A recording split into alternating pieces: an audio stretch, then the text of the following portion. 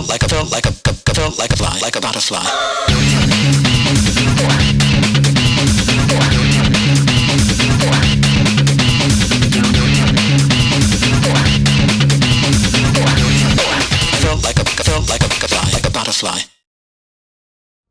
Eh bien bonjour tout le monde, on se retrouve pour une toute nouvelle vidéo dans un parc d'attractions que je n'ai pas visité depuis extrêmement longtemps. Peut-être que vous ne le voyez pas, mais on est en fait, si vous voulez, sur le parking secondaire du parc d'attractions.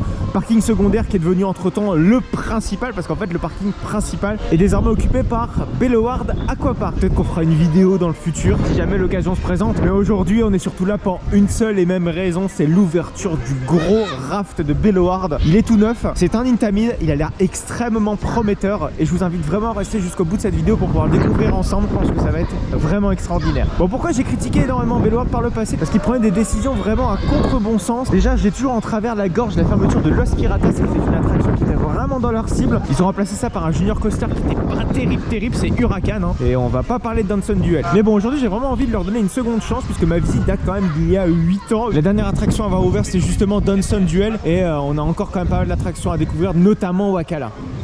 On est aux portes de la zone canadienne et il y a deux coasters ici dont je dois vous toucher deux mots. Wakala tout simplement parce que je ne l'ai jamais fait, donc c'est le Family Coaster Gerstlauer qui ressemble beaucoup à Pegasus Express et pour cause puisque c'est également un Gerstlauer. Et Danson Duel, je l'ai déjà testé et il y a quelques petites choses à vous dire sur Danson Duel puisque j'en ai jamais réellement parlé en vidéo. Donc on va aller y faire un tour à Danson Duel. Dawson, il est là. Alors évidemment avant de pouvoir embarquer dans cette attraction, c'est-à-dire monter les je ne sais combien de marches, il faut aller déposer son sac à la consigne à bagages, c'est gratuit, rappelons-le.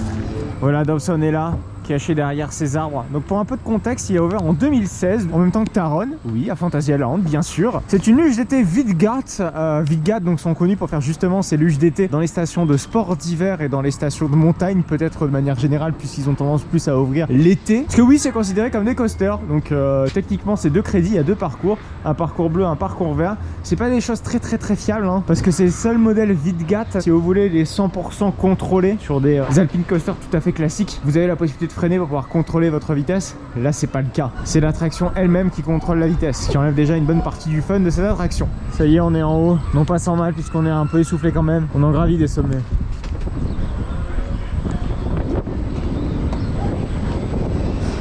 Ouh, le débit est mauvais, il n'y avait pas énormément de personnes devant nous, on a peut-être attendu un quart d'heure. Alors la faute aussi à un des deux parcours qui HS, le bleu. Allez, c'est parti! Dawson Duel, un avis quelques années après. 2016 étant ma toute dernière visite au parc et donc à l'opening de Dawson Duel. Et oui, ça remonte quand même. Donc on a le rail central qui est un peu le fautif dans l'histoire. C'est ce rail central en fait qui nous freine magnétiquement. On prend pas beaucoup de vitesse pour l'instant, ça reste assez maigrichon, c'est dommage au vu de la hauteur du bordel. J'ai l'impression que vous me voyez déjà faire la conclusion, ce qui est vrai, mais malheureusement je la connais. Voilà, quelques petits virages. On va passer au-dessus de Wakala, ça par contre c'est nouveauté, enfin en dessous surtout de Wakala.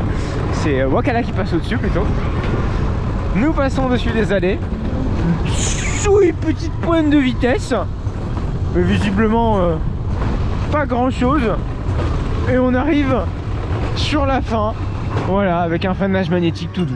Voilà, malheureusement, il n'a pas la force, en tout cas, d'un Alpine Coaster, c'est-à-dire des virages tricky, des descentes et des plongées vraiment intéressantes. Là, c'est le néant le plus complet. Dommage.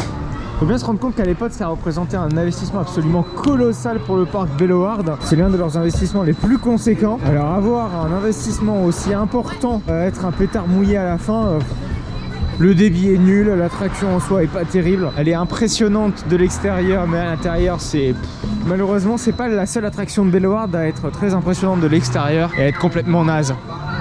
Screaming Eagle en fait partie, c'est cette grosse bungee drop construite par Usride en 1998 ou 99, je ne sais plus, à la fin des années 90, c'est assez sûr. Bon, comme le bousin avait décidé de tomber en panne, je vais vous donner un avis quand même assez détaillé parce que je me souviens très bien de cette attraction. Vous montez très vite et vous redescendez, et puis il y a des petits bonds. Il n'y a pas de spécialement de jet très intéressant, ni même un seul airtime. C'est vraiment l'une des tours les plus inintéressantes que j'ai pu faire. C'est limite une tour panoramique, et c'est dommage parce que l'attraction est impressionnante de l'extérieur, mais en fait à l'intérieur elle ne procure absolument aucune sensation. Et c'est là l'un des points très critiquables de Bellewaerde, c'est que certaines attractions sont dites à sensation, alors qu'en réalité elles ne le sont pas. Et leurs politiques d'investissement vont dans le sens des familles, mais certaines attractions sont trop impressionnantes pour que certaines personnes puissent embarquer dedans. Alors que pour moi, vraiment, c'est un non-sens complet d'avoir une attraction très impressionnante de l'extérieur et pas de l'intérieur. Parce qu'il peut y avoir une sorte de déception en fait de la part du visiteur. Quand vous faites Wakala, vous savez pertinemment que vous allez faire un coaster familial. Quand vous faites ça, vous savez pas que vous allez faire une tour panoramique. Dommage quand même.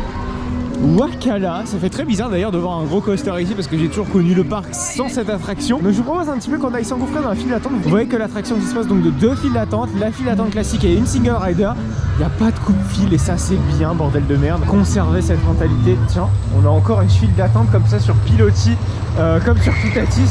Décidément, la CDA aime beaucoup ce type de file d'attente.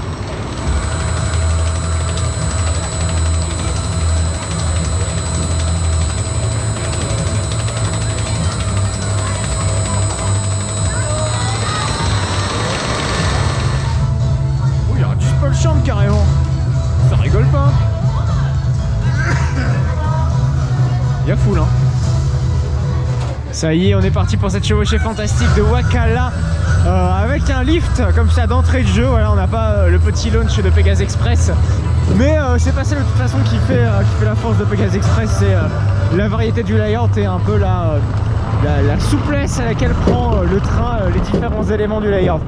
Bon c'est parti, donc on démarre cette attraction avec l'énorme Zero K. Par contre la station, ok l'ambiance sonore est vraiment cool. Par contre ça aurait mérité peut-être un petit peu plus de détails. Donc c'est parti, quelques petits virages en hauteur avant d'entamer la first drop. Et je ne parle pas du petit copain. Oui.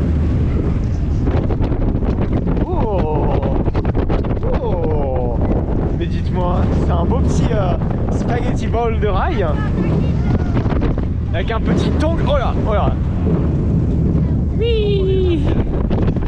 Putain, c'est vraiment smooth hein. Ça passe crème. Quelques petits éléments pour faire coucou à la file.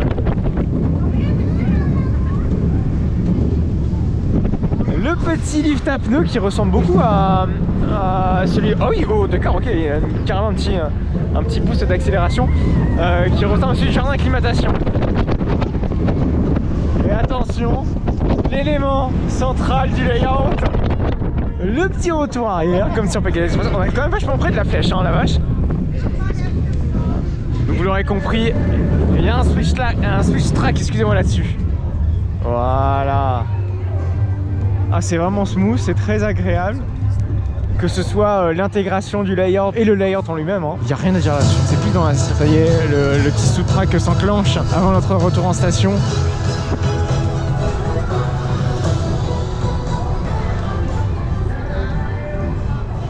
Avec notre gros kayak. L'attraction peut tourner à 3 kayaks. Bon, quand je dis 3 kayaks, c'est 3 trams évidemment. Le troisième étant en voie de garage. Mais il tourne a priori très rarement à 3. Look. Ouais, c'est le plafond qui est un peu dégueu, je trouve, de l'attraction, parce que de la station, qui est un peu trop métallisé à mon goût.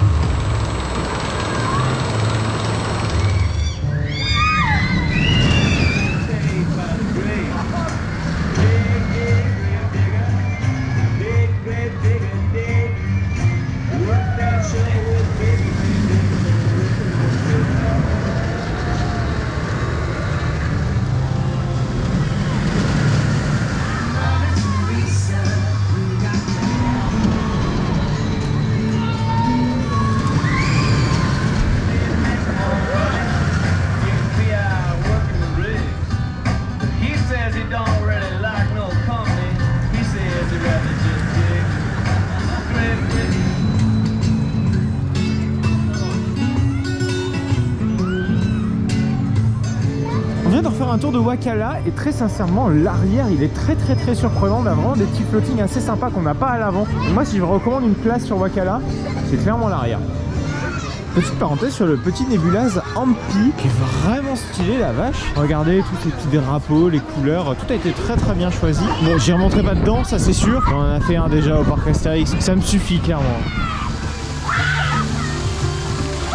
Bengal River Rapid, c'est le dernier Vekoma Raft. Il n'y en a pas eu beaucoup, il y en a eu un notamment à Walibi Holland. Celui de Walibi Holland était converti en affaire 20, ou en tout cas plutôt les véhicules, hein. Mais là vraiment véhicule pur ici, ça reste encore du Vekoma. C'est les rafts un peu trivial poursuite comme je les appellerais. Et le problème avec ces trucs là, c'est que niveau sensation, c'est un peu le néant, ça va pas vite. Un petit peu comme celui de Walibi Holland finalement. Donc pourquoi pas le dégager du coup avec l'arrivée d'Amazonia. Est-ce que c'est prévu? Peut-être. Est-ce que j'aimerais que ça dégage? Oui, parce que ça prend quand même une place assez phénoménale dans le parc. Et je pense qu'il y a moyen de faire un truc sympa. Alors après l'attraction est très populaire en été, donc on va voir un petit peu avec le retour d'expérience si l'affluence va baisser ici avec une absorption de la capacité côté Amazonia. Ça pourrait être intéressant à observer. Faut pas oublier également que le parc d'attractions est aussi parc animalier. C'est vrai que c'est pas vraiment le sujet premier de cette vidéo, tout simplement parce que moi j'ai pas nécessairement l'expertise des parcs animaliers, donc je vais pas m'égarer là-dessus.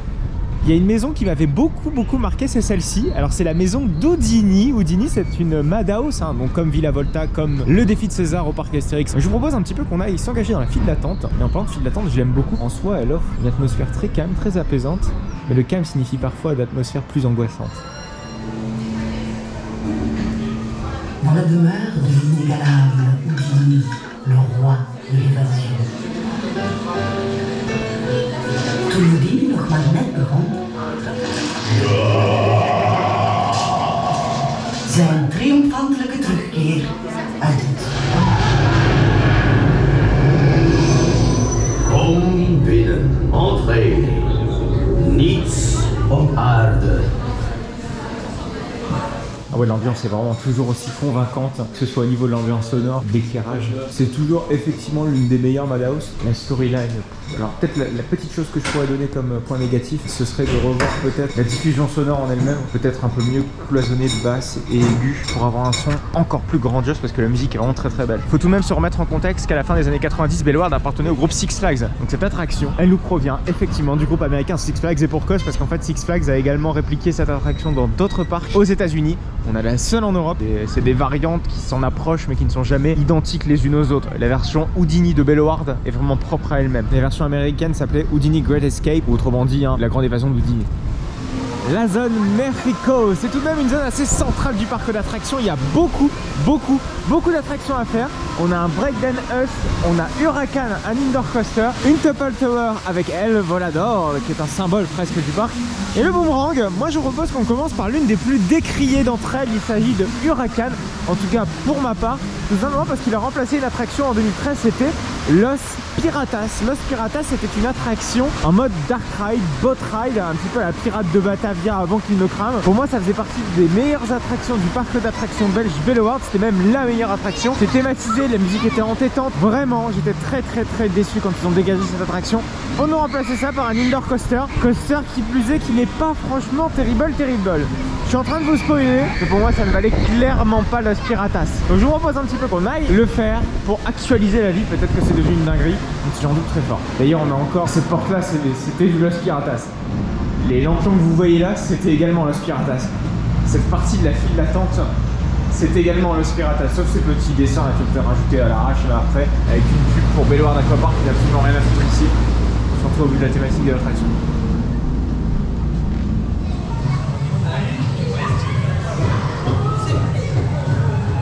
Allez, c'est parti, messieurs dames, Huracan, avec son gyrocar absolument démesuré, avec ses décors dont il ne faut pas regarder en l'air.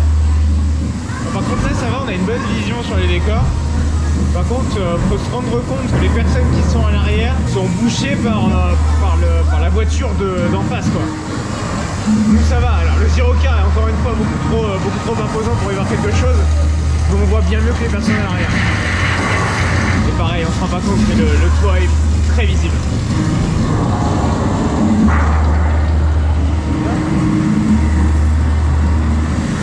On approche de la partie Artbahn, comme diraient les Allemands, et Artbahn, les Néerlandais, avec un lift qui mène vers l'extérieur. La musique qui prend légèrement en tonalité pour nous faire dévaler les premières pentes de l'attraction. Allez, c'est parti. On est en retard quand même. Et là on voit plus rien pour vous. Ne serait-ce que quelques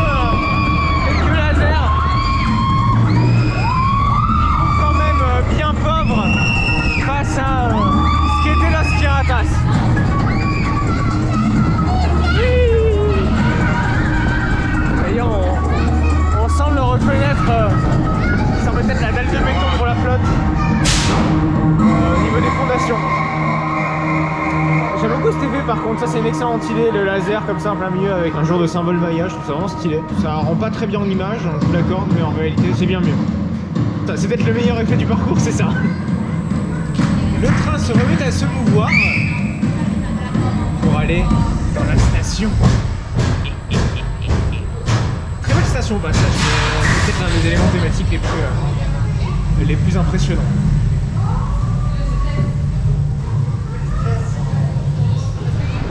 L'escalier de sortie, les grillages, etc. Tout est resté encore le Spiratas arrivé au niveau de l'entrée et de la sortie. C'est dommage parce que en soi l'attraction n'est pas de mauvaise facture non plus. Hein. C'est vrai que les Fort Zirard ça reste une valeur sûre d'un point de vue familial. Et avoir remplacé un très bon Dark Ride par ça la fout mal. Surtout qu'il y a vraiment zéro décor au niveau du parcours. Ok, il y a une petite partie Dark Ride, déjà on voit trop le plafond. Bon, les effets fonctionnent à moitié. Niveau immersion, ok, il y a de la musique mais à moitié. Pour moi, on a plus perdu au change qu'on en a gagné quoi. Faut se remettre dans le contexte. 2012 fermeture de l'Spiratas, 2013 ouverture de ça. La raison c'était que l'Spiratas représentait d'énormes coûts d'exploitation. Bon, c'est très bien qu'à cette époque-là, la CDA c'était pas non plus fameux. Hein. Faut le rappeler, les parcs Walibi à cette période-là, c'était encore les WoW et les Skunks, donc avec leur guitare, la musique, tout ça, bref, ça pue la merde. On en reparlera dans la conclusion.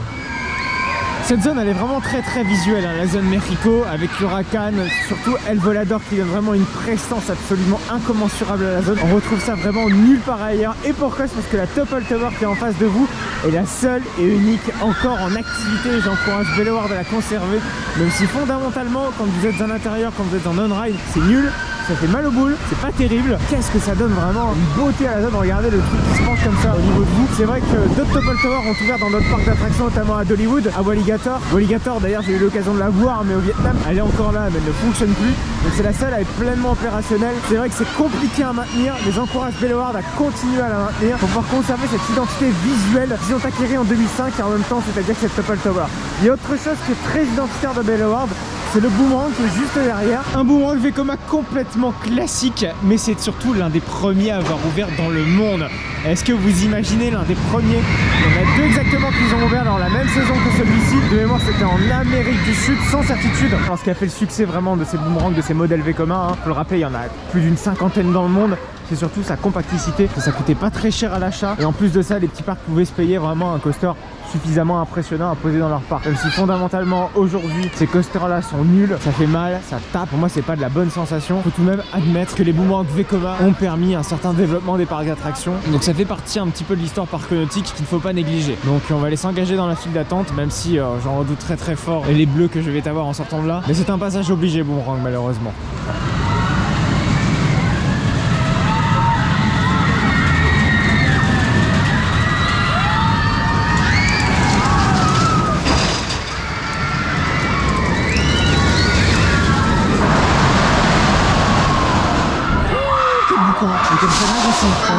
Et en parlant de couleur, on les barlait de... Ok c'est stylé à Walibi Holland, mais ça va pas dans le thème Maya quoi. Bon, le crédit le plus intense du jour n'est pas des plus ragoûtants, on va pas se le cacher. On va en reparler tout à l'heure des boomerangs Vekoma parce que clairement c'est pas un bon choix de le garder selon moi. Il y a des coasters dans des parcs familiaux où clairement c'est beaucoup mieux. Mais bon, on le réévoquera tout à l'heure parce que ça a été un débat de longue date, va-t-on dire, d'avoir un coaster relativement intense et en même temps confortable. Ce qui n'est absolument pas le cas de ce coaster qui est vraiment tout sauf confortable. Je rappelle, hein, bien évidemment, des boomerangs Vekoma, on en connaît beaucoup. Cobra à Walibi, Speed of Sound à Walibi Holland, des coasters dont on passe volontiers dans ces parcs-là. Mais celui-ci étant le coaster le plus intense, généralement les personnes vont vouloir un coaster minimum sensationnel. Donc on va évoquer après si selon moi le boomerang ne devrait plus être ici. Ah putain. Ah. Oh mais quelle merde. Oh, oh par pitié.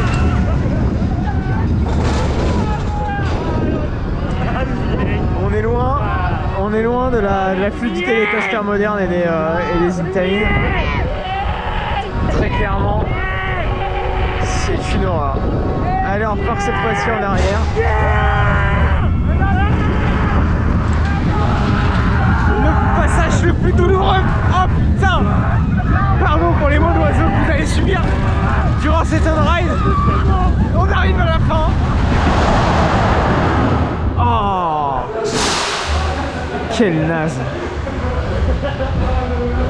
Et en plus il a été réhabilité. Ça veut dire qu'il va encore rester. Bon allez, on va toucher 2 mots avec ce truc là et après on passera à la suite. Bon, très clairement, il n'y a absolument plus aucune raison que Belloward conserve son boomerang V commun. D'ailleurs, aucun parc n'a pour excuse de pouvoir garder un boomerang V commun, même si c'est le premier, même si c'est le plus fluide avec des trains nouvelle génération, j'en sais rien. En Major Ride, s'entendons bien, mais Belloward, c'est quand même leur plus grande attraction. C'est-à-dire que les personnes qui vont avoir envie de faire un minimum de sensations, ils vont devoir se taper ça, un boomerang V commun inconfortable. Je trouverais pas ça anormal qu'un parc familial investirait dans un bon coaster à la Mystique, ou même quelque chose comme un launch coaster à la Slagaron avec Gold Rush. Très clairement, ça a clairement sa place à Belloward, un coaster comme ça. Je sais bien qu'ils veulent se séparer évidemment de l'image que peut avoir Walibi, c'est-à-dire d'un parc sensationnel, hein, ça fait partie du même groupe, mais la famille, ça passe aussi par les sensations. Même si on n'installe pas un coaster à 40 mètres avec des vitesses de pointe à 110 km/h, on veut pas un tout ici, c'est pas le but. Un petit coaster, un petit Gerslow qui donne un peu de patate en remplacement de cette vieillerie, ça level up un beau coup le parc. On est à peu près, voilà, 3h30 quand même de Slagaron. Slagaron avait marqué le coup. Un petit parc sur le Far West qui avait remplacé son coaster historique, un Looping Star Schwarzkopf. Le coaster fondamentalement était bon, contrairement à Belloward, mais eux ils ont fait le choix de se séparer de leur coaster historique, et je parle vraiment de l'emblème historique, pour un très bon coaster. Donc pour moi, un coaster historique mauvais n'a absolument plus sa place à Belloward. Quand je parle de mauvais, c'est surtout de par l'inconfort. C'est très important de le préciser. Voilà, on arrive devant la nouveauté de l'année, la grande zone Mundo Amazonia qui remplace donc l'ancienne zone western. Excite Cave Urban, excite le Flume, même si le Flume est resté, mais il a désormais changé de thématique et de nom. Désormais c'est Rio de Café.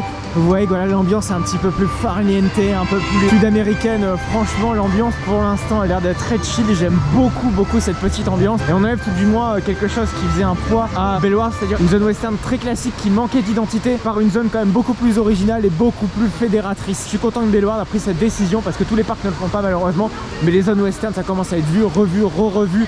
On en mange à tous les râteliers, et une zone sud-américaine c'est quand même vachement rare. Donc c'est sous ces bâtiments un petit peu colorés qu'on va aller découvrir donc cette zone. Il y a 4 attractions en tout qui sont intégrées dans celle-ci.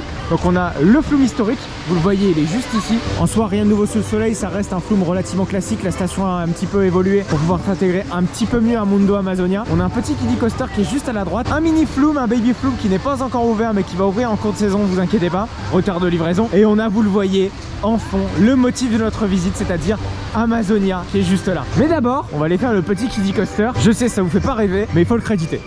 Brazilian Buggy, alors c'est un clone de Pat Patrouille à Parque Attracciones de Madrid. Pat Patrouille, c'était pas quelque chose qui m'avait franchement convaincu, tout simplement parce que c'était méga inconfortable, surtout quand on voit la petitesse du layout. Donc on va aller faire ce nouveau crédit.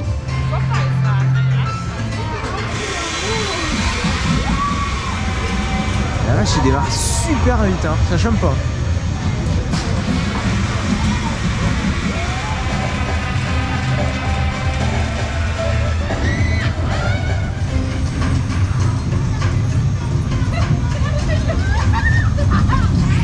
Bon, on y sort et étonnamment, putain, ça passe beaucoup mieux que Paw Patrol. Oui, bah du coup c'est son nom espagnol, vous m'en excuserez. C'est bizarre, c'est le même foutu de layout. Sans doute qu'il a été revu. Ça ne m'étonnera absolument pas pour se mettre au standard. Par contre, les trains sont toujours aussi nuls et la capa est vraiment naze. J'ai très peur des journées de forte affluence parce que dans la tête des gens, ça remplace la coccinelle. Donc quand tu veux le faire un petit kiddie, ça va être ça. Pas convaincu réellement du choix niveau débit. Au vu de la cible du parc, ça va être pris d'assaut quand même, hein.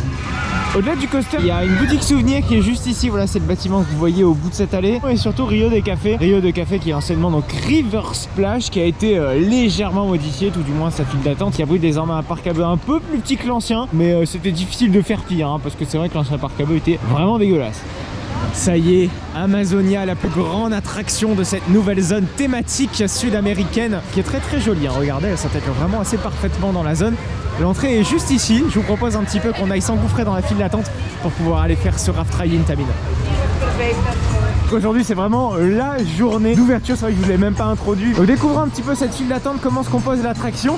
Donc vous voyez, on a tout un parcours là-bas en hauteur qui est vraiment plutôt bien intégré, ça va dans son environnement un petit peu brésilien. D'ailleurs les couleurs sont vraiment très jolies de l'extérieur, ça se trouve plutôt bien dans le décor pour l'instant. Donc on va avoir une première partie du parcours qui va se dérouler sur un toboggan, donc vraiment comme l'Oxygénarium au parc Astérix. Et ensuite on va avoir un parcours un petit peu plus punchy avec le fameux halfpipe que vous avez vu tout à l'heure. La file d'attente ressemble un petit peu à celle de Toutatis. Regardez, on a ces structures légèrement en hauteur, un petit peu en mode marécage. Faut bien que ça se justifie au parc Astérix de par l'environnement intégré de Toutatis, parce que Toutatis c'est réellement un marécage. Ici j'en ai pas la certitude, mais par contre ça crée une ambiance vraiment sympa. Et on voit qu'ils ont prévu de la rallonge, hein, en cas de journée de forte affluence. Là on est vraiment à l'endroit où se situait la coccinelle, on retrouve le mur anti-bruit qui est encore là. C'est une attraction très historique hein, la coccinelle. Ce qui est bien c'est qu'ils ont pensé la capacité, c'est-à-dire qu'ils ont mis une genre de file d'attente, ils ont splitté la file d'attente qui permet de compléter les places vides et ça c'est très intelligent. Walibi l'a fait avec le Flume Flashback pour optimiser la capa, c'est très bien. Ça s'annonce bien. Hein. Regardez, il y a de l'effet lumineux, il y a de l'effet sonore. Ça fait un peu un brouhaha dans la gare, mais ça donne un peu genre d'appréhension pour les personnes les plus sensibles. Ça marche bien. Et c'est bien le bruit que t'entends là. Et déjà dedans, c'est vraiment sympa. Par contre, on peut quand même signifier un truc, c'est que chaque élément, même le plus simple, est compliqué. Genre ça là, ça c'est compliqué. C'est simple à la base, monter sur un lift. Là, c'est compliqué. Notez une petite spécificité technique de l'attraction, c'est qu'il y a des genres de mini lap bar. Alors techniquement on peut pas avoir vraiment une attache complète, tout simplement parce que les rafts en fait ont pour spécificité de potentiellement pouvoir se retourner. Donc les lap bars sont strictement interdites. Les ceintures de sécurité, les petites voitures, voilà, on peut pas être 100% attaché dans un raft.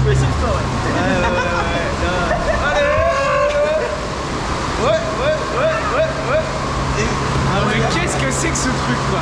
Regardez la table tournante. Alors là on a les voies de garage et derrière nous le lift. Et on est vraiment pile si vous voulez dans l'axe d'inclinaison du lift. Donc on n'a pas un virage un peu à la con là, comme sur n'importe quel raft, on a carrément un élément spécial juste pour monter. Alors regardez également la composition du lift, c'est pas des pales un peu dégueulasses en bois.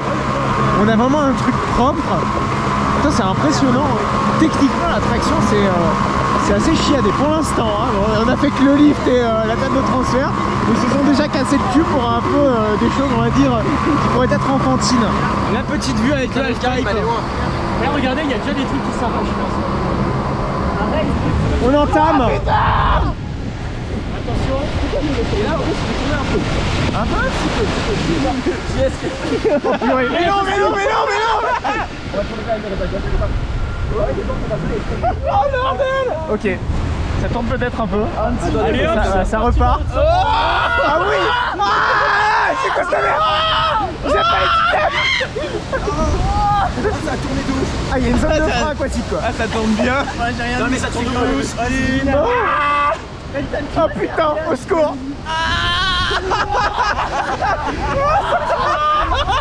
C'est un enfer. C'est une merde. Splash. Oh la vache. Quand même, la première partie du parcours est assez longue hein. Non, mais non, cette réaction là, je m'attendais pas à ça, mais c'est du très bon, je pense. Je pense vraiment ils ont marqué un grand coup là. T'es en train de faire ma conclusion. Mais 2 oui, minutes. mais 2 minutes. Mais tu verras la tienne après, mais oui, ils ont mon visage. Regardez, tu t'es fait. Tu penses qu'on a le droit de l'utilité de ce bazar. Allez, on va monter. Ah oui d'accord, ok, on y va. Putain, je m'en rappelle plus de cette affaire. Et qu'est-ce que c'est complexe ce truc. Ah là. Donc là on va arriver sur la seconde partie avec donc l'ascenseur qu'on est en train de gravir et le half-pipe qui va arriver dans quelques instants. Avant évidemment on a des remous par les gros rouleaux là qui nous entraînaient. Attention. On va se la prendre de face. Ah oui on ralentit carrément. Ah ouais. C'est la dive machine.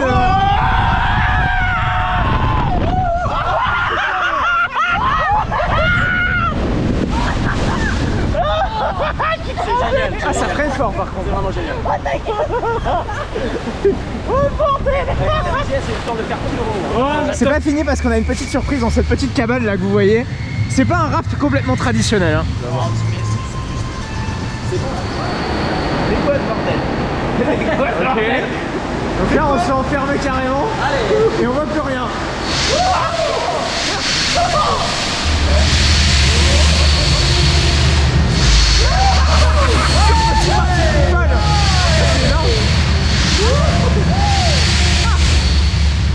C'est génial.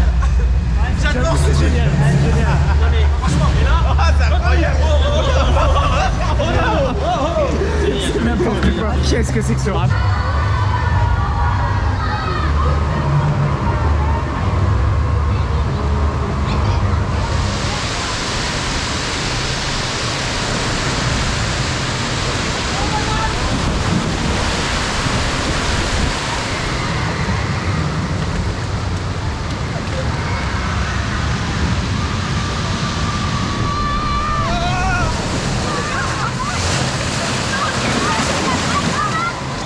enfin le débrief de Amazonia, la toute nouvelle attraction de Bellewaerde qui a ouvert aujourd'hui, qui a accueilli donc ses premiers passagers. C'est une attraction très surprenante pour un raft ride.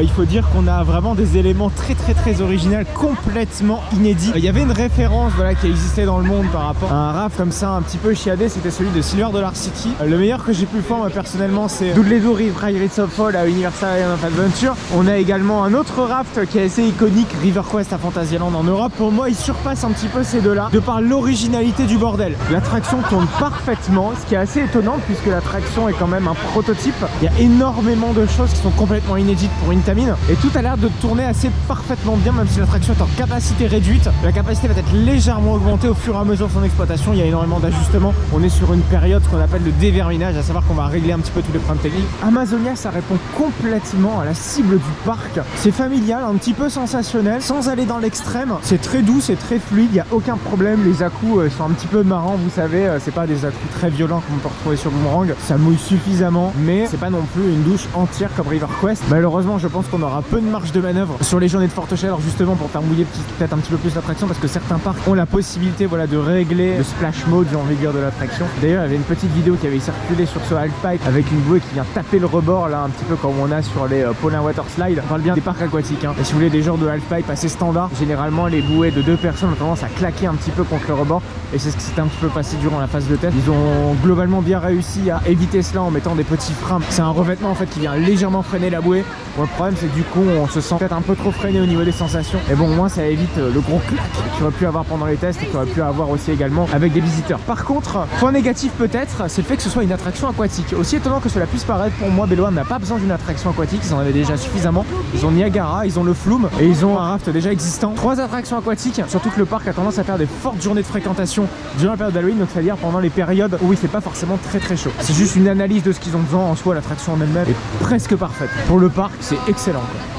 Voilà, c'est la fin de cette vidéo à Bellewaerde. Ça faisait très longtemps que j'avais pas mis les pieds à Bellewaerde et ça a quand même un peu changé dans le sens que le parc d'attractions s'est vraiment amélioré, que ce soit au niveau de ses petits ajouts, que ce soit au niveau des toilettes, au niveau de la logistique, etc. Ce qui pêche quand même un peu, ça reste quand même le maire. Et la restauration c'est catastrophique. Même si les restaurants sont beaux, très sincèrement ça manquerait d'une carte peut-être un peu plus chiadée. Bon, ce qui manque évidemment à Bellewaerde, c'est un remplacement à Boomerang. Ça, je voulais suffisamment étaler mon avis là-dessus. On va pas y revenir. Pour Mondo Amazonia, c'est une très belle zone. On remplace une zone western qui était vieillissante, qui était pas très belle en plus de base, par une zone qui est beaucoup plus moderne, beaucoup plus colorée, beaucoup plus dynamique, avec une attraction phare qui est capacitaire. Pas aujourd'hui, mais elle est censée l'être, ne vous inquiétez pas. Donc Bellewaerde c'est bien plus positif qu'avant. Faut bien rappeler que Bellewaerde n'est pas un parc à sensation forte. C'est pas ici que vous allez trouver réellement des gros coasters, mais Bellewaerde a besoin clairement d'un remplaçant de Boomerang, parce que n'importe quel parc familial a besoin d'une attraction phare, a besoin d'un gros coaster, juste par identité visuelle, pour contenter évidemment une certaine partie de la famille, hein, parce qu'un parc familial c'est toute la famille, pas que segmenté enfants de 1 à 12 ans par exemple, non, c'est toute la famille. Comme ça là on est à côté, il leur colle au cul. Pour moi un remplacement de Boomerang, c'est ce qu'il y a de plus logique pour le prochain gros ajout du parc, clairement. Voilà, donc pour moi la nouvelle attraction, ne la manquez surtout pas, parce que c'est vraiment la meilleure attraction de Bellewaerde, c'est l'un des meilleurs rafts que j'ai pu faire. Par contre, qu'est-ce que ça tourne? On l'a refait 3 fois, ça tourne sévère, et je pense que la brider un petit peu à ce niveau là, ça pourrait rendre l'attraction encore plus agréable. Et elle est longue aussi, c'est rare quand même hein, les attractions longues comme ça. On va se retrouver très bientôt pour tester Voltron, le nouveau gros coaster d'Europa Park. C'est pas le seul nouveau Mac qu'on va faire cette saison, puisqu'on va aller faire Hyperia à Thorpe Park. Ça a l'air d'être une sacrée bécane qu'on va aller tester évidemment dans le parc anglais, pas très loin de Londres. Je vous invite donc évidemment à vous abonner à cette chaîne pour ne pas manquer ces 2 vidéos, et bien sûr allez me suivre sur mon compte Instagram @JeanYopOfficial. Je vous invite donc à aller voir une vidéo, c'est celle à la réouverture de Walibi Belgium. Vous le savez, Walibi Belgium c'est un parc d'attractions qui se situe pas très loin de Bellewaerde. Il a réouvert le 30 mars comme Bellewaerde. Il n'y a pas de nouveauté particulière, par contre il y a un énorme chantier qui est en préparation, c'est celui du tout nouveau coaster de l'année prochaine. Ça va être un Gerstlauer et l'ancien Shuttle Loop Schwarzkopf va redevenir turbine. Il y a quelques petits easter eggs qui sont vraiment très sympas dans la station, à base d'effets sonores et à base de Project Loading, très intéressant. Je vous invite donc à aller voir la vidéo à Walibi Belgium tournée en mars dernier. Il ne vous reste donc plus que quelques secondes pour pouvoir cliquer et aller voir cette vidéo.